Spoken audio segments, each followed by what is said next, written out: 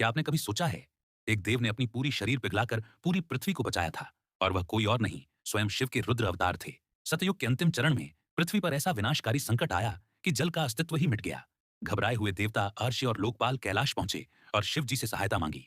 प्रभु, जल बिना सृष्टि नहीं बचेगी। शिव जी ने तुरंत अपने 11 रुद्रों को बुलाया और पूछा, क्या कोई इस संसार को फिर से जल प्रदान कर सकता है?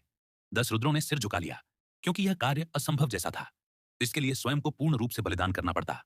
तभी 11वें रुद्र, जिन्हें हर कहा जाता था, शांत लेकिन दृढ़ स्वर में बोले, मेरा जल तत्व मेरे करतल में वास करता है।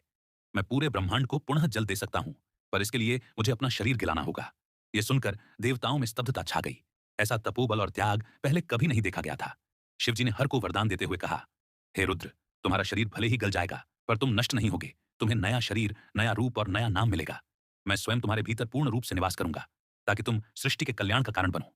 फिर हर ने अपना शरीर त्याग दिया, और उसी त्याग से नदियां पुनः बहने लगीं। समुद्र भर गए और जीवन फिर से धरती पर लौट आया, और इसी दिव्य जल से जन्म हुआ एक अद्भुत बालक का, तेजस्वी महाबली, शिवांश बजरंग बली हनुमान। यह घटना सतयुग के चौथे चरण युग संधि काल में हुई मानी जाती है। जन्म के बाद शिवजी ने ही उन्हें वह मंत्र दिया जो आगे चलकर उनकी शक्ति का मूल बना। राम नाम का जप आगे चलकर त्रेता युग में पवन पुत्र हनुमान ने केसरी नंदन के रूप में जन्म लिया, और वे राम के भक्त बनकर उनके साथ छाया की तरह रहे। इसीलिए कहा जाता है, हनुमान का जन्म सिर्फ एक चमत्कार नहीं, बल्कि स्वयं सृष्टि को बचाने वाला दिव्य पुनर्जन्म था। जय श्री राम,